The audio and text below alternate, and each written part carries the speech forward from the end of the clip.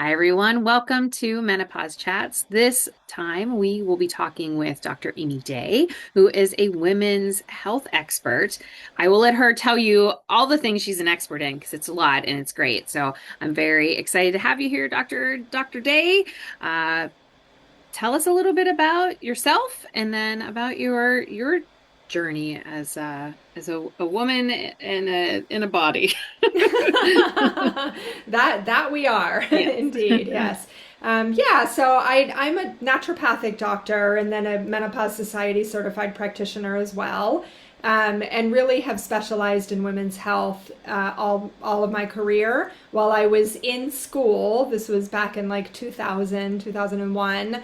My personal journey was that I was diagnosed with stage 4 endometriosis after an emergency surgery, that I was just in so much pain, and I had grown a huge endometrioma cyst, and had major endo all over the place. So I was toughing it out, like many of us can do, and pushing through and like kind of getting through really painful things, and then I would be relatively okay for a few weeks. So it kind of snowballed into a bad situation that landed me in that surgery and that diagnosis. But coming out of that, while I was in naturopathic school, I was just in such a good environment to get resources and to learn and to really focus.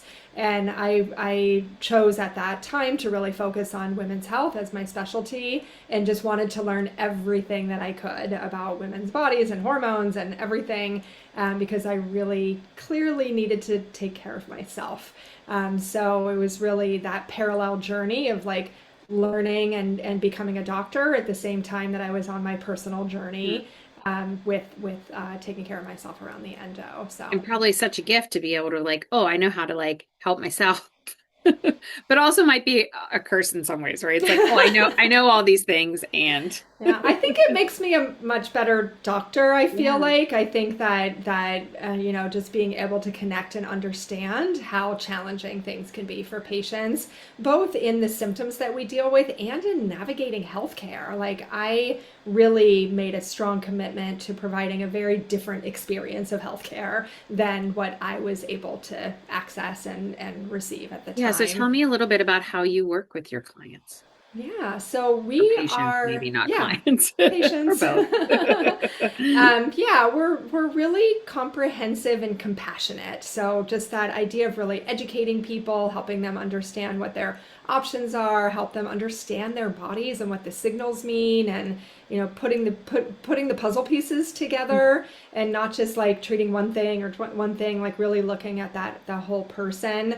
And that's the whole person, their physiology and their body and their health, but then it's also their life and the things around them and their beliefs and their preferences and their priorities. And so really working in partnership with patients and giving them a lot of education and a lot of compassionate support on the journey is a And big for part those of who it. don't know, what's the difference between an ND and an MD?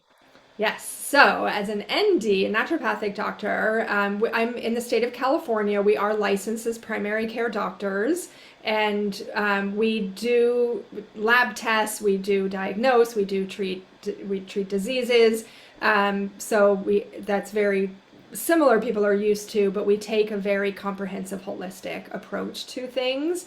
So again, like looking at being really proactive and looking at being more preventive and looking at how things interconnect and treating the whole person. We're really well trained in natural modalities like herbs and nutrition.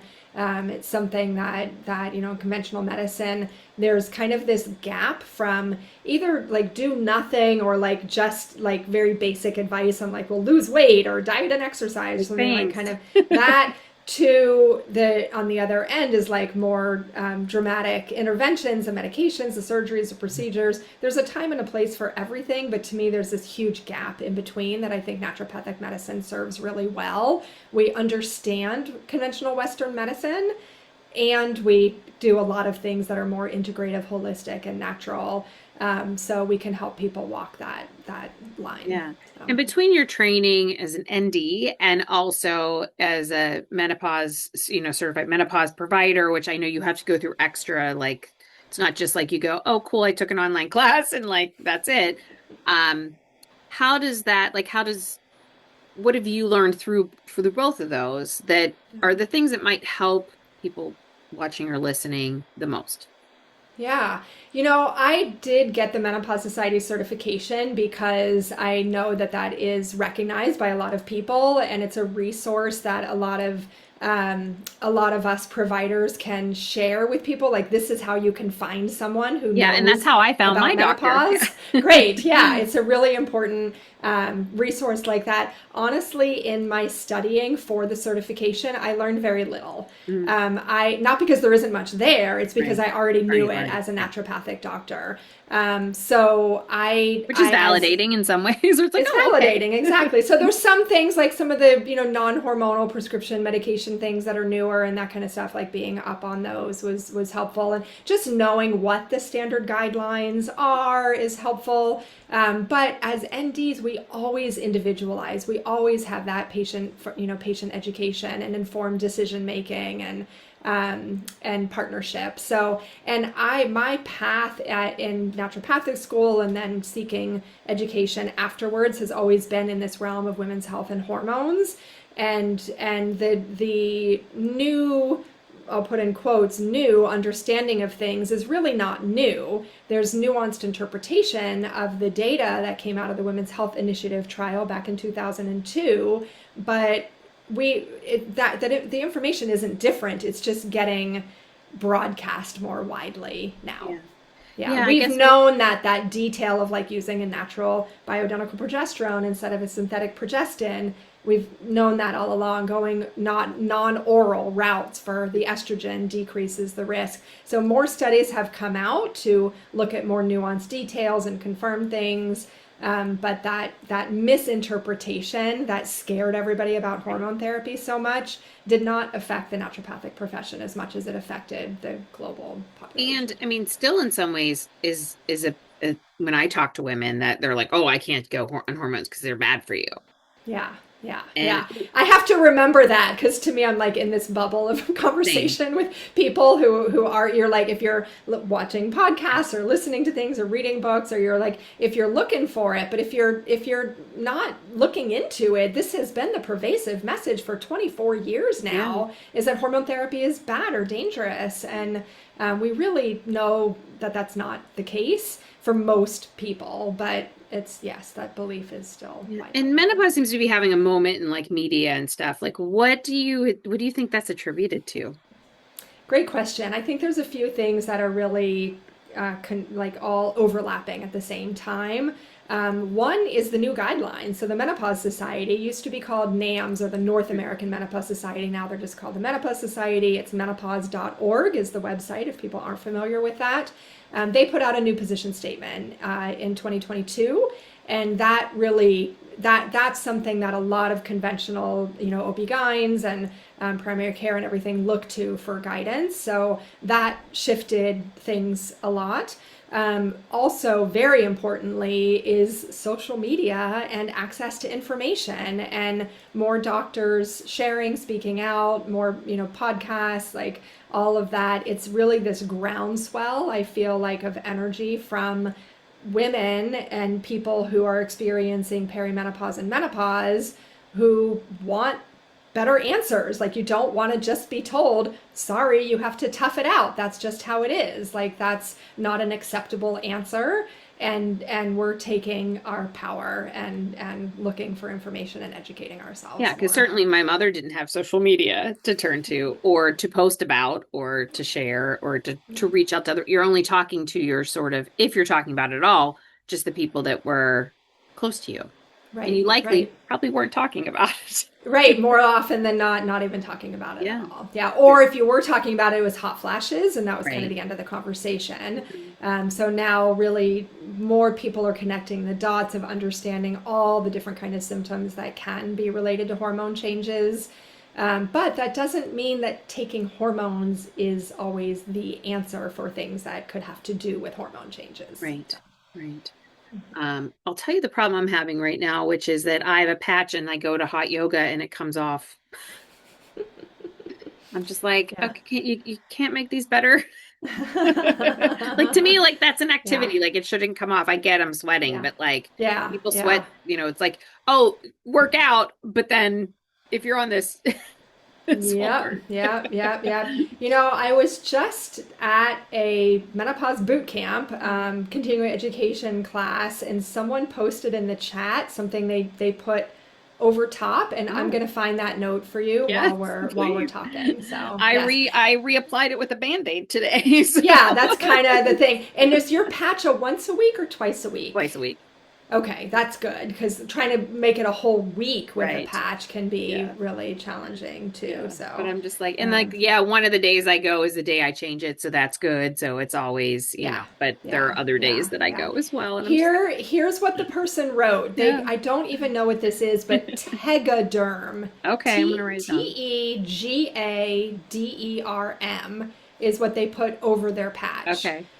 Tegaderm. All right. Well, good to know. I'm So glad I mentioned while this. while we're at it, just in case this Yeah. would help anyone else, another thing with the patch is that some people get like a contact dermatitis, Oh itchy yeah. rash kind of thing, and there's a nasal spray that's used for Oh, allergies. It's called cromolyn sodium, and you can take its common name is nasal chrome, okay. and you can apply that before you put the patch on, and No. it reduces Like onto the the skin? irritation onto the Oh, skin interesting. and then put the patch on. Hmm. That said, this is all staying really focused on the Yeah. patch. Yeah. And one of the things about hormones is that they can be delivered in many, many different ways. So, and anyone who you're working with who is a hormone expert really should be able to help you, consider all the different delivery routes and Yeah. pros and cons Yeah. and that. But those are a couple tips Yeah. on Well, the thanks. I'm patch. glad I So, mentioned yeah. that. It was literally top of mind because it happened Yeah. today.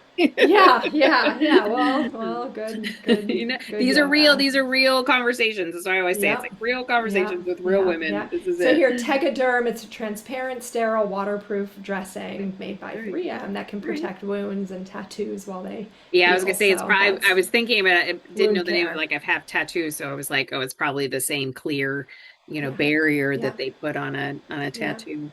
yeah, Um, exactly. So, One of the things I know you're involved with, and it's pretty exciting for someone who spends their day working in human resources, is California has some legislation called AB 1940, Menopause Workplace Protections, and you got to speak in Sacramento. And so I'd love to hear about your experience and also like what you're hearing about workplace protections. yeah, that's great. I love that you're in HR and that you Yeah. care about this. That's really Yes. good. We need more of you. So yeah, it was an honor and a privilege. I'm so glad I was able to make it to Sacramento that day to provide. I provided a 2 minute oral testimony in support of the bill, and it's about adding perimenopause and menopause and related conditions to the list of the sex specific workplace protections, which currently for women we have pregnancy and breastfeeding and the need for accommodations in the workplace around those conditions or times of life. And adding perimenopause and menopause to that list so that women who need to dress in layers or have a cooler room or have accommodations or be allowed to have notes when they're presenting or things like that, or come in late, different hours sometimes, those kind of things. That there's reasonable accommodations that can really make a difference in women being able to still provide the value that they're very much capable of providing. And this is not to say like, oh, when women are in menopause, they're difficult or they can't, be valuable or that kind of thing. Like we have so much experience and wisdom and connections and talent and things to share. But there might be that a little accommodating for a period of time makes it so that a woman can actually stay in her job if that's something she wants to do. So sometimes as women are leaving the workplace, and that's really, and some as a health provider, sometimes I'm like, good, that's going to be Yeah. better for you. But for employers, I think they're really losing on the talent and experience that these women can continue to Yeah, or provide. treating it as a performance issue when an accommodation might help the performance. Because sometimes maybe the woman doesn't even know that it's related to something else. It's just like, oh yeah, I'm dropping the ball on things because I'm forgetting Right. stuff, right? Totally. The Um, brain fog and yeah, or I'm blips not and as stuff of just efficient as I feeling. used to be, or Yeah. whatever it Yeah. is, or to, the simple things of like heat, feeling hot, or, it's funny. I was meeting up with family last weekend, and one of my cousins, we both run cold. And so we were like, oh, getting a hot flash is like a delight, We're like, I'm finally warm. Yeah. I said I was at a hockey game, and it's like, this is great. Like, I don't need my jacket. So For it's like, those 3 to 5 minutes anyway. yes, I was like, we Yeah. both just run cold. So we're like, oh, like this is nice. Yeah.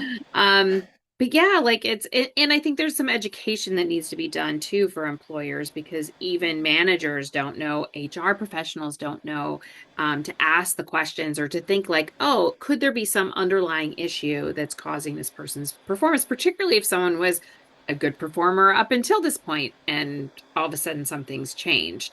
I was talking to someone today. It was like, yes, there's pregnancy protections, but not everyone has kids. Not everyone gets pregnant. But if you live long enough, you will go through this Every experience, everyone with you ovaries know? is gonna go through it. Yep. And, which also leads me to like interesting thoughts around like transgender and like, and I know there's not a lot of research there either, because there's not even that much research on the women's. Like, Yeah. and then look at, people who've transitioned but still have ovaries. And so it's like, well, you're still gonna, Yeah. um, go through that too. So, Yeah, yeah, and workplace protections there right. are few and far between too. Yeah. So yeah, Yeah. yeah. So I'm But the I'm hopeful. education and having the conversations and having it be less taboo and more of an Right. okay thing to talk about, and Yeah. having resources available, I think is a common answer through HR of like, let's provide some education, let's provide some access to care, Yeah. that kind of thing. So bringing speakers, and actually just I'm honored. I was just got an email yesterday from a workplace that I gave a presentation to last year, and they were like, the feedback was so positive. Everybody wants you back again this year. Let's figure out a topic. So yeah, bringing in education and giving resources to your Yeah, and employees. it's hard. I get to like, women don't want to draw attention to the fact that they're aging, right? So it's like there's this all this stuff that makes it harder. So having those protections in place might help someone actually feel comfortable to have the conversation, because they know then they can't be retaliated against for having the Right, conversation. right, The way I always approach HR in general is like, oh, let's, even if it's not protected, let's talk about it. And is there something simple that can be done? And yeah, there very likely could be, most, particularly post pandemic, a lot of jobs can be done remotely or have more flexibility than they used to. Even the jobs of that I support around, scientists who need to be in a lab still have flexibility in when they can come in. So, without it being like, oh no, you need to be here at your desk at 9 o'clock and you, yeah, and yeah. That's really good. And I think having the conversations with everyone. So it right, doesn't have to be like you have to, isolate yourself out right, saying that you need this conversation. Everyone at the workplace has an educational conversation, even the men. Like right. everybody needs to know it. The higher ups, the lower downs. Like everybody needs to Well, know and and have the men have women in their conversation. So lives. And again, if the yeah, women get and to they're this working age, with people, and then right. for them to know for their own, other people in their lives too. Absolutely. So that way, someone who feels like it could negatively reflect on them Right. personally can still get the information and know that resources are available without having to, Yeah. make a big Yeah, deal I did about a it. presentation and like a webinar on menopause in the workplace and accommodations and how you can help and support. And my host was a male and he had the best questions, so because he's like, my wife's going through this. He's like, I have these questions, which then really led to me like, I think couples aren't necessarily talking about it, themselves. And so it's like I was that safe space where he's like, I can ask the questions that I kind of want to ask my wife, but I can't. Right? But I might get my head chewed off if I ask Right. it the wrong way. Yeah. Yeah. So he's like, Yes. tell me about Yes. this, Yes. right? Yes. Have you seen the M Factor 2 I movie? have, it's on my DVR. I have not watched it yet. I know you had hosted, right? I hosted a Screening. screening here in Berkeley, and I'm actually one of the experts in the film. Oh, So I awesome. was interviewed for the movie. It's called The M Factor 2 Before the Pause. Yeah. And it's available on PBS for another couple weeks or so. Yeah. It's a time limited thing on PBS. From our screening in Berkeley, we actually also video recorded our panel. And we had a fabulous panel. So if anybody's watching and is interested, if you don't mind another link in the Yeah, show notes, absolutely. our event page, it has the link to the PBS. Hmm. If you're catching this, I think it's May 19th Okay. that it's going to be available through PBS for free. Otherwise, I don't know what the future is Yeah. for the availability of the film itself. We're probably going to host another screening. I don't have specific plans on that yet, but Yeah. yeah, And I think yeah. is it only an hour? Is that It's right? only an Yeah. hour. Yeah, Yeah. it's just under an hour. So, yeah, and I just thought of it right then because there's a couple of scenes that are really applicable. One is a couple, there's Hmm. a husband and wife having a conversation, and it's just really touching and really meaningful. And he's like, I don't, if you want me close, if you want me Right. far, like I can't always tell, you just have to Yeah. let me know.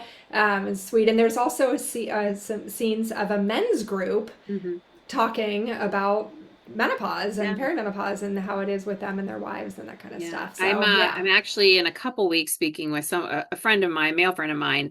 Because we were talking about this thing. He's like, "Have you ever had a man on this?" I was like, "I have not." And he's like, "I was like, do you want to be on?" His wife's a doctor. Like, also, Yeah. we're all around the same age, and so it'll be interesting to hear, his perspective, Fantastic. and but it's like, yeah, there's these conversations need to happen, and you know. There needs to be maybe a safe space where like a guy can be like, I have a question, but I don't want to like ask my wife. Like, Yeah, yeah, that's really interesting. It's making me think a little yeah, bit about maybe we could host some kind of a yeah, thing that was like, if your partners have questions or right. if there's just men. So, Something. yeah, Yeah. interesting. Yeah. I think that the actually was talking to someone who does menopause education and coaching and stuff, and she was planning on starting like an offering Yeah. for men and for partners, Yeah. because it's as hard as we know that it is for ourselves personally. Like Right. it's kind of rough on the people around us too, or it can Yeah. be. Yeah. But the more support we have, the more communication, the more we can like break the taboos and just be like, Yeah. hey, this is what's going on. Like, let's talk about it and understand how we can help. And now that the kind of the box is open in terms of the safety of hormone therapy, like we have that available as a tool. And there's so many other things that you can do to help through this transition as Yeah. well. And Yeah. your food really matters, your exercise really matters. We're finding out what's going on with your thyroid and your blood sugar and your adrenals, the stress response, your nervous system is a huge part of the mix of what's going on as you move through the transition. So, Yeah, and I think, particularly, and this is, I think, where him and I got on the conversation is like when you have any sort of sexual dysfunction related to that, then there's a whole psychological aspect, and then, and it impacts both partners. And so it's like, yeah. but then you don't talk about it. And so it just Yeah. gets to this point where people, again, to your sort of this taboo, again, depending on how you were raised, depending on sort Yeah. of your culture, it's like, oh, I don't want to bring this up. So I'm just not going to talk about it. And who knows, like, I mean, I know there's a lot of divorces in this age range too, That's so it's true. like there's all Yeah. these things that Yeah. like just come in and maybe that comes down to partially communication, like I don't know how Right. to Right. communicate this. Right. Yeah. So one of the panelists we had at our M Factor screening is a sex and intimacy Mhm. expert. And she's fabulous. Everybody was just like, wow, she was amazing. So Susan Bratton is her name. And she's a really great educator and just really awesome. So that Yeah, our recorded panel on our event yeah, page is worth a nice. watch. Yeah, So, yeah. great. Yeah. Is there anything else that you would love to share today? I just lingering on this thing that the men come into the conversation Yeah. around sex. I just have to say that that's great that they're coming into the conversation, but I really hope that the conversation goes beyond that and that it's not just like I want my wife like fixed so that I can have sex with her. Right. Like Yeah. this is like acknowledging like wow, this person that I love is going through a lot right now, Right. and what are all the different ways that that's impacting her and all the different ways that that's impacting us and what's happening in the bigger picture of all of that. So I just the even in the film, the men's group thing, like a lot of it has to do with sex, Yeah. and it's like let's look at us as whole people. So Right. just had to finish my thought on that topic. Yeah. Yeah. Anything else? Yeah. I think I've kind of already said. I feel like there is a big pendulum swing happening right now in regards to hormone therapy, where we went from fear, where everybody has been under this black cloud of the research trial that got really misinterpreted and overblown in the media. But now that fear has swung to this FOMO, I feel we're kind of going from fear to FOMO, where it's like everybody should take hormones, and we're Right. like, why aren't you taking hormones? And da da da da. Yeah. And hormones are a great tool, but they're not the only thing. And there are other options, and there are some people that hormones are not great for. But navigating through hormone changes and doing things to help support your brain and your bones and your heart health. Like heart disease is the number one killer of women. We need to be paying attention to our cardio and metabolic health in all the different ways. So that's just kind of a little plug that I Yeah. want to say is the Yeah. holistic care really matters. Yeah, absolutely. And yeah, and it's not a one size fits all approach either. Like, so if you're talking to a friend and they're like, oh, I take this and this is the dosage, it doesn't mean that's right for you. It doesn't even mean if that modality is right for you, right? Exactly. Yeah. Yeah. But it does start the conversation, and then someone hopefully can find a provider such as you and then get, more informed care Yeah. versus being brushed off, because that's Yeah. also people's experience. Yeah, yeah. Either so many people are either being brushed off, told they're too young, or that it's not their hormones, there's nothing you can do, or they're dangerous, you can't do it, so you don't do anything. Or they're going to like an online platform and answering a couple questions and getting hormones sent to them, which is great for access, but it's what about all the other Right. aspects of Yeah. person's health? So And if somebody wanted to work with you, how do they do that?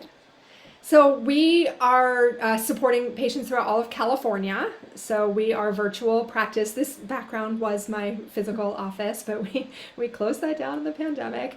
So we're fully virtual, working with patients throughout California. I have a team of naturopathic doctors and a health coach, so that bringing in that coaching side to help with the implementing of your plan and what you're doing and the things you're working on, plus the mindset work of it, of like prioritizing ourselves and how do you have that conversation and how do you love and work with the body that you're in now and move forward from here. And so she's really great too. But anyway, our website is womensvitalitycenter.com, and people can learn more there. We have a free online workshop called Navigating Perimenopause. Is HRT Right for Me? Which is a really great starting place and can help you learn more about our holistic approach. And we have a vital perimenopause protocol that you'll learn there, and a self-evaluation of where you're at. And that's a great starting place. So Oh, great. Thank you so much. yeah. It was a joy to have you here. So thank you, Dr. Day. Please, if anybody's interested, look in the show notes. You'll see links there. And if you'd like to be a guest, I have a link there as well. So you can feel free to reach out. But otherwise, I just say thank you for watching and listening, and we'll see you next time.